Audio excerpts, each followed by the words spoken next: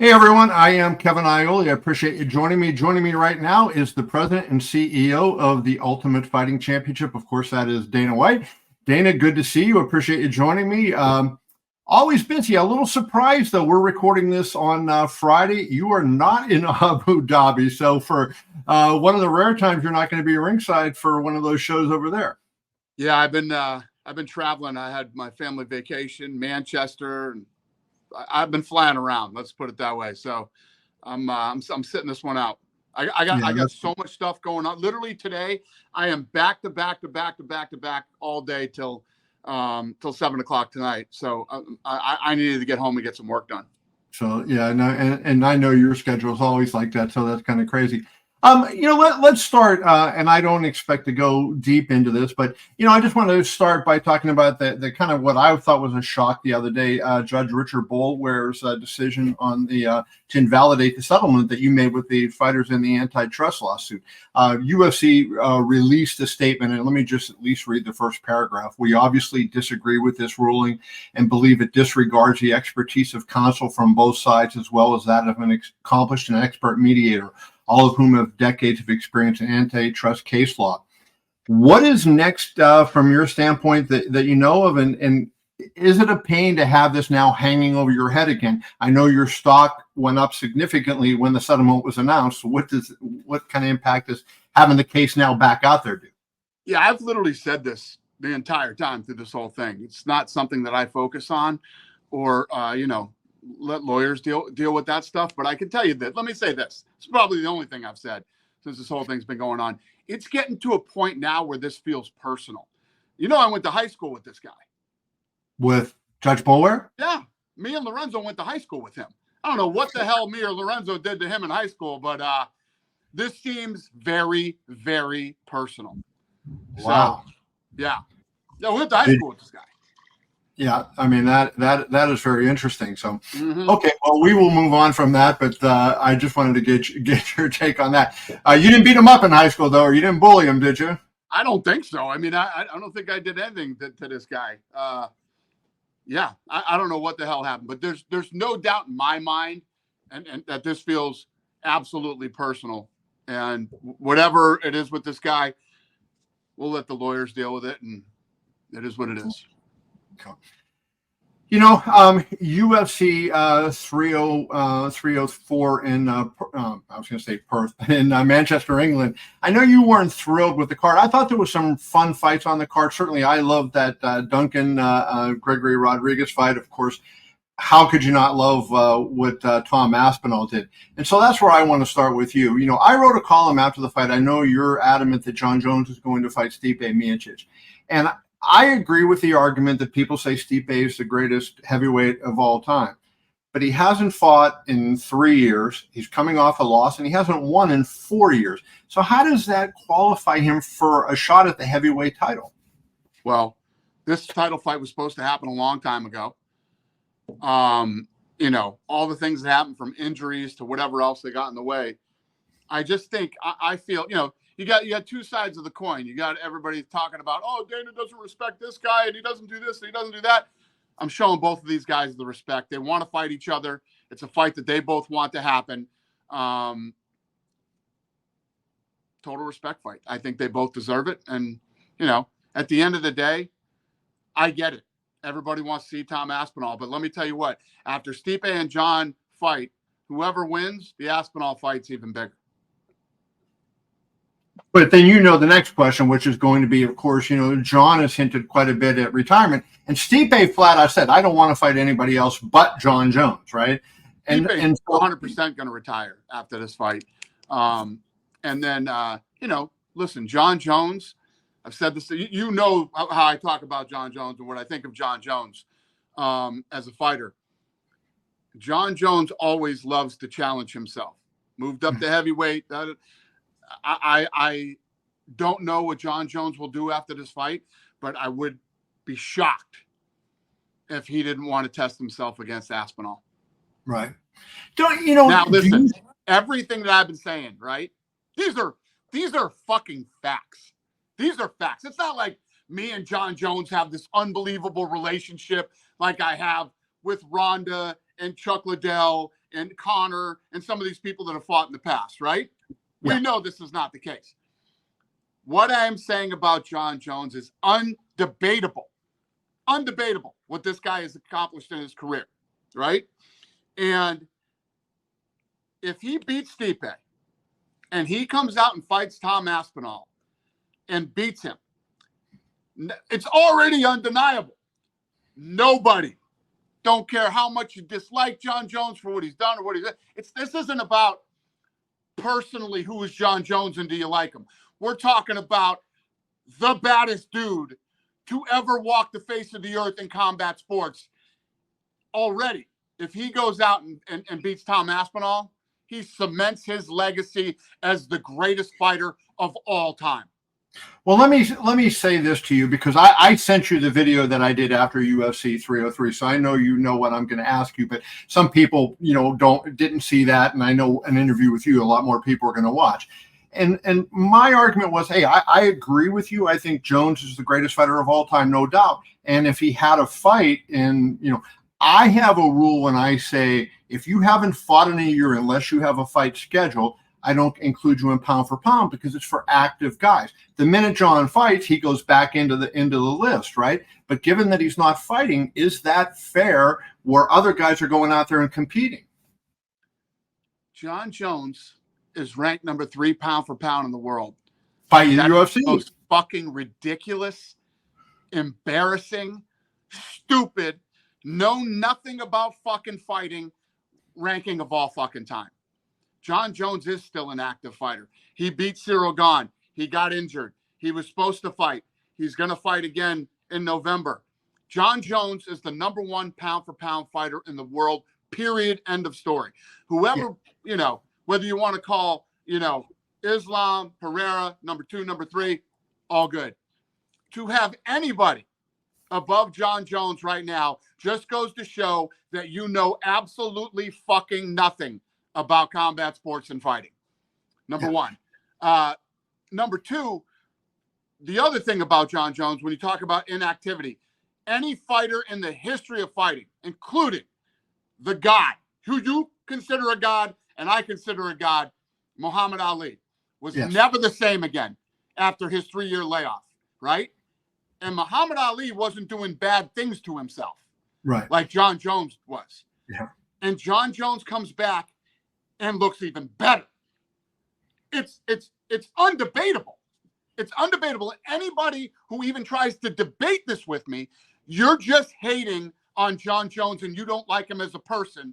And I get it, but it's not about whether you like him or don't like him or whatever. It's about based on facts and what he's done in his career. I'm going to move on because there's a lot of questions and not a lot of time, but I don't hate Jon Jones, and I agree with you. The only disagreement we have is that he hasn't been active in 15 months and he's fought 1 time in 4+ years. Why was it? If he's just sitting around, spending money. But that's why you have interim champions, isn't it? Isn't that why you have interim champions? But he was training and he got injured. He was trying to fight. It's not like he's not trying. Listen, if Jon Jones is just fucking hanging out and doesn't want to fight, I would agree with you 100%. That's not the case. Let's talk about Aspinall, because I think in a way he's come out of nowhere, right? I mean, obviously when he came into the UFC, he looked good and everybody was high on him. But all of a sudden now you're seeing, this finishing ability. He's 15 for 15 in finishes. He's putting away elite guys. I mean, what he did to Volkov, with the armbar, and then Curtis Blades the other day. I mean, what do you see in Aspinall? And do you look at Aspinall as a guy that could, let's assume Jon Jones retires after Stipe, could Aspinall kind of, carry that baton and run forward with it? And you're absolutely right, Kevin. And there's not enough not enough credit being given for this. What he did to Curtis Blades, the way that he did it and how fast he did it. Right. There's no doubt. I mean, this guy is a scary dude and he looks like the future of the heavyweight division, right? But at the same time, he's working his way up. He's climbing up the ladder and everybody's like, he deserves this and he deserves that. And he doesn't deserve anything. He looks great, and he looks like he's going to be the guy. You got Stipe and Jon who have paid their dues. They've been here forever. They fought everybody. They fought all the fights that you could possibly fight. These guys deserve to fight each other.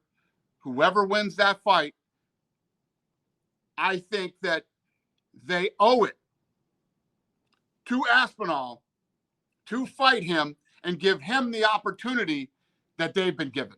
You know, when you look at Jon Jones and Stipe, they beat all the guys, right?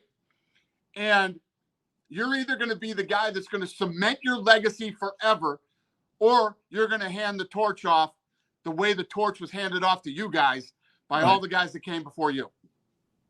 Interesting. You know, one of the other things on UFC 304, I had predicted Belal Muhammad to win the fight. You know, I thought the fight would go the way it did. And I know you weren't crazy about the fight, but that, like, when you make that fight, you know that's how Belal Muhammad is going to fight. But here's my question for you. I mentioned this to you the other day. My traffic on KevinIole.com did really well on Belal's fight, right? And I have the sense now that there is, you know, and I saw on social media that, you know, there was a lot of following on him. Do you, you know, I don't think a lot of casual fans would say they think Belal Muhammad is going to be a big star. But winning the championship, and it seems like he has this growing fan base, that Belal Muhammad might turn into something, you know, a lot bigger than we thought. 100%. Well, let me say this. To be fair, I was tired. I was in a bad mood. I was, you know, at that press conference. And, you know, it depends on when you catch me, you know. Yeah. Belal went out there, implemented his game plan, fought his fight, and did his thing. Everybody thinks that I don't like Belal. I saw stuff posted that, like, Dana's going to commit suicide right now because Leon, that's the furthest thing from the truth. And my head of social media, Eric Yee, I got to credit him for this. His whole concept for the belt wrap. He came up with this concept for the belt wrap when we do title fights, and what it would do was, first of all, let the world know who just won the title and everything else, but it also drives followers to the guys who become the champion. And it's been brilliant. And as I look here, right, the belt wrap, to put it into perspective, right, the belt wrap for Aspinall did 8.2 million views. And that was a co-main event right before Belal's fight. And a heavyweight title fight. Right. Belal's belt wrap did 22 million views. Oh. 22 million. So is that the most that you've had since you've been doing it? Yes. So for people to think that, you know, people don't care about Belal Muhammad, this right here proves that that's not true. What did you make of the video? I thought it was really something with the fans on Sunday. You know, they were singing the "Oh Belal Muhammad" song, right, as he was going down the street, and he was in a I don't know if it was an open top car or a convertible, but anyways, he was standing up holding the belt out, and that was quite a scene to see as all these people were, you know, mobbing the car, and you could see a couple cars, drivers of other cars were pissed off because traffic was basically at a standstill. I didn't see that yet. I got to check that out after we hang up. I didn't see that. Yeah, that was very funny. So good for him. I'm happy for him. Yeah, that he's was a nice guy. Belal Muhammad is a good guy. He's a good human being. He's a good person. Whatever the reason is that fans don't connect with him, you know, and talk shit about him. What I've learned through years of being in this business, Belal keeps grinding, doing what he does. He's on an unbelievable win streak. He hasn't lost a fight in like 5 years. You know, it gets to the point where you don't have to like him, but you're definitely going to respect him. So you mentioned you were cranky at the post-fight press conference, and you really got cranky with one of the questions. I think it was the last question. And I know you had mentioned to me off camera that, you know, there was an explanation for this because you didn't know what the question was about. So for people who don't know, Dana was asked at the end of the UFC 304 press conference, Belal's people tried to put the flag up, the Palestinian flag up behind the cage. And the person that asked you the question, I'm not sure who that was that asked you the question, was saying that UFC staff prevented them from holding the flag up. I talked to you off camera, and you had mentioned you found out what had happened. So can you explain why Muhammad's team did not put their Palestinian flag up? Yeah. So that guy was baiting me like a lot of these media guys do. you know, and I'm at the press conference. We just had to fight. I didn't even know what the hell he was. First of all, I couldn't even understand a word he was saying. Number one. Number two, I didn't understand what he was saying. So as soon as I walked out, and I gave the answer to the guy from Oscar Willis. Oscar Willis. Yeah. Oscar Willis. Yeah. And basically what had happened is, remember the days when the camps would walk in and then they drop a sign that had all the sponsors on it, or they drape the flag over the octagon? You can't do that anymore. It doesn't matter if it's a Palestinian flag, an American flag, a British flag. That was why you can come in, you could wrap it around them, you could get in afterwards and put it up. When you weigh in, you can put your flag up behind, you can do whatever you want with your flag. You can't drape it over the octagon or any other type of sponsorship or whatever. Because there's ads. What happened. Right. So that guy was trying to make it like, first of all, nobody that night draped the flag over the octagon. But you always have that one asshole reporter that wants to bait and try to stir shit up and do it. And he was that asshole that night. And I didn't know the answer to the story. And then when I went backstage after the press conference with my team, they told me what it was. Listen, I don't care what we're probably one of the only companies in sports. Who you are and where you're from, that's what I'm selling. Right. So we don't ever, I mean, if you look through COVID, Black Lives Matter, you know, MAGA, this, that. We don't silence anybody. We don't at a time when people were trying to stop Russians from competing and doing all this stuff. Russians competed in the UFC, you know, and that's a blanket policy all over the world. I don't tell grown-ups what to say, what not to say. I don't tell anybody not to be proud of where you're from or who you are. I don't tell anybody if you have an opinion.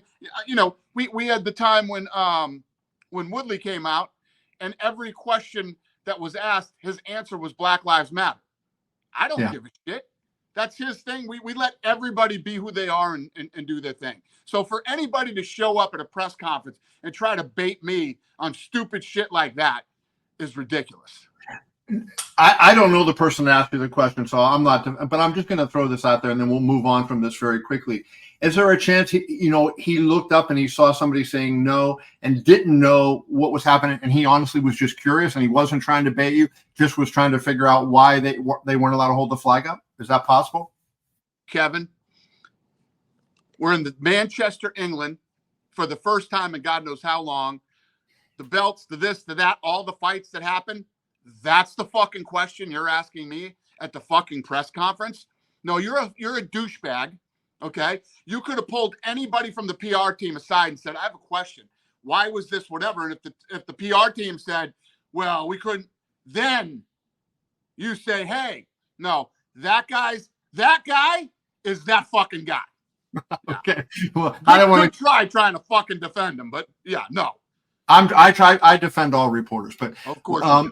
We got a couple minutes here, so I want to keep this thing rolling. I was a little surprised that you've been talking about the Sphere card for a long time. You said at UFC 303, $17 million to that point has been spent. So I guess number one, can you give us an update on what has been spent at this point? But I was surprised in a $3,000 tickets. That's your minimum in price. That's going to keep a lot of normal fans away, and that's not normally your thing, right? $3,000 for what? Isn't the minimum base ticket price $3,000? No, it's $1,500. Oh, I saw $3,000. Okay, I'm sorry. No. The minimum price was $1,500. And yeah, but still, the same thing applies. You're not going to get a casual fan in. No, believe me, we got plenty of casual fans. We study this shit like fucking scientists. Are you kidding me? I mean, this is our business. This is what we do, and this is on par with any big, like a Canelo fight. It's on par with a Canelo fight. And obviously this is a one of one, right? One of one event. I'm $20 million into this fucking thing, right? I'm in anywhere between 17 and 20 right now. And the fight isn't till September 14th. But this is on par for any massive event that happens on Cinco de Mayo or Mexican Independence Day when Canelo fights. And you know what the difference is? The Canelo fight that's happening the same night MGM's guaranteeing that gate.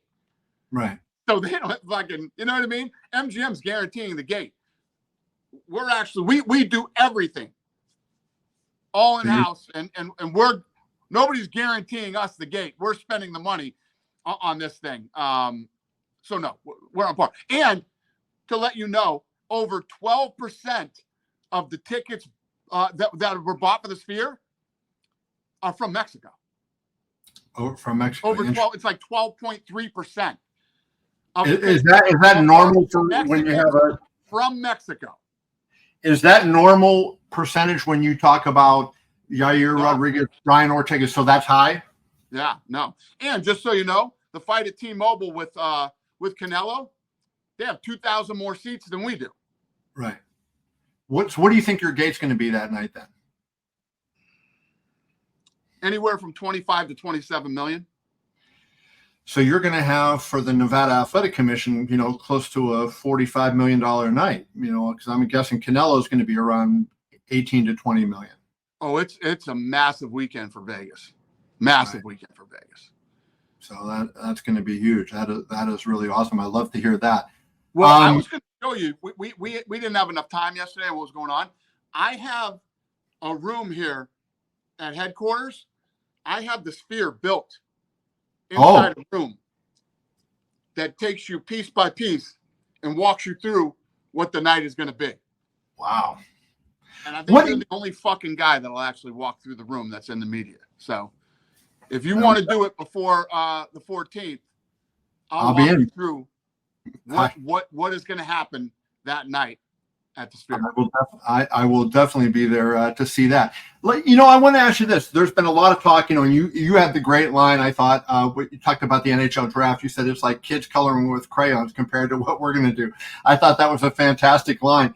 But, the thing to me about the Sphere that's also different that hasn't gotten a lot of talking about, and I wonder if this will play into what you guys do at all, is the sound system, and how there's at every seat it has its own sound. Will that play into the presentation of the event at all?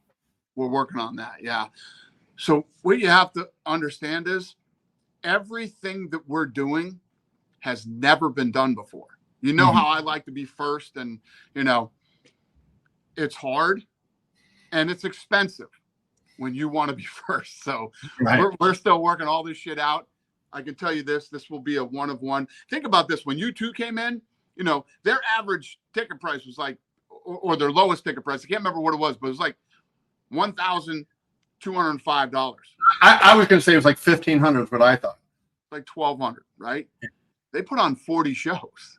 Yeah. I'm doing one show, one time, one night. What was your take on the U2 show? Well, the U2 show is what made me decide that I wanted to do this. But what I realized and what I loved once I got in there and experienced it, that U2 is not the star of the show. The Sphere is. The venue is the star. Yeah. So I'm like, how do I translate this into a fight? Because what's different is U2 comes out and plays, right? And they play for an hour, 30, whatever they do. We're going to actually be broken up. A fight will happen. Then they'll leave. Then we're going to tell another part of Mexican history, culture, and story. Then the next one comes out. And then, so this is all never. Then the other thing that I have to do is we're going to have the live event experience of being at the Sphere. I have to deliver that live in-house experience to everyone who's watching on pay-per-view. Yeah. So when you come, I'm going to walk you through how complex this thing is and all the different moving parts and pieces that will happen on September 14th. How much has your relationship with MGM been hurt by doing this and then having the Canelo, them put the Canelo fight in as opposed to just holding the date and letting you, go with your investment? Listen, I've made it very clear. And this is just so everybody understands this. These are the guys that run the arena. This isn't Bill Hornbuckle. Bill Hornbuckle, who is, the guy. He's the president of MGM. Yeah. And, he's been good. And he's the one that, listen, I couldn't do the Sphere unless Hornbuckle said I could do the Sphere. I'm under contract with him. So he let me out to do this event. It's like I say every year, you know, you never know how the year is going to play out. Fights that'll, you know, we know who's probably going to fight, but fights will pop up that you don't know about. Well, this is one of those things that's special because I get into this beef with these guys. And I'll tell you again, nobody, even in the early days when we were trying, has disrespected us more than the arena staff at MGM. Nobody. Crazy. So, and credit to Bill Hornbuckle for stepping in and doing this for me. But look what they're fucking doing right now. They want to go head to head that night. They're guaranteeing the gate. You know, come on, here we go, boys. Business. Let's do this shit. Well, we got about 5 minutes to go. So let me just ask you, UFC 305 Perth, Dricus du Plessis versus Israel Adesanya, a really fun fight. A lot of bad blood between those guys. But I want to ask you this, you know, when Adesanya lost in September of 23 to Sean Strickland, and what at the time was a huge upset. When I look back on it, I'm not so sure that Strickland's performance since then, maybe that wasn't such a huge upset, right? Strickland has looked really good in his fights since then. But anyways, Adesanya in his last 19 months, you know, of fighting had fought 5 times. Do you think that that had any impact, you know, being so active on the way he fought against Sean?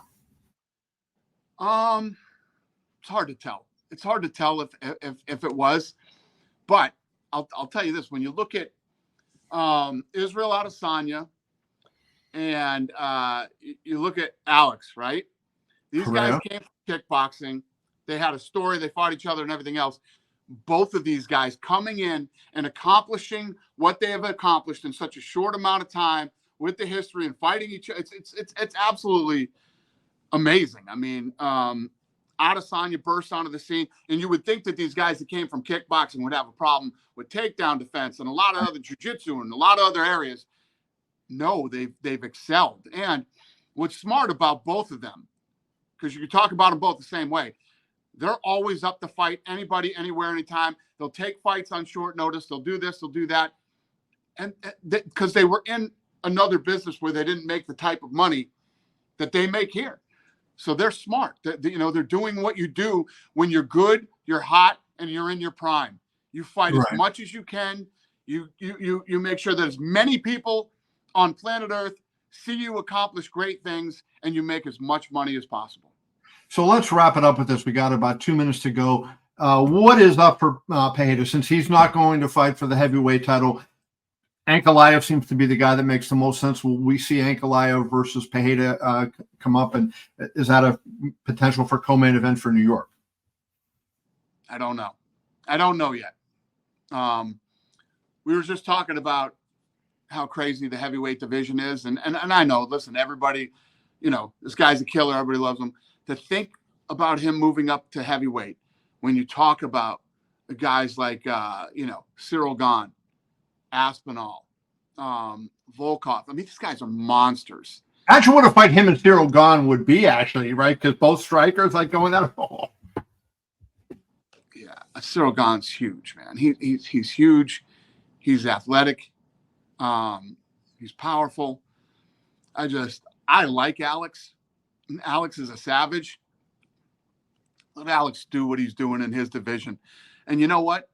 If he wipes out the entire division and we're sitting here going, who's next?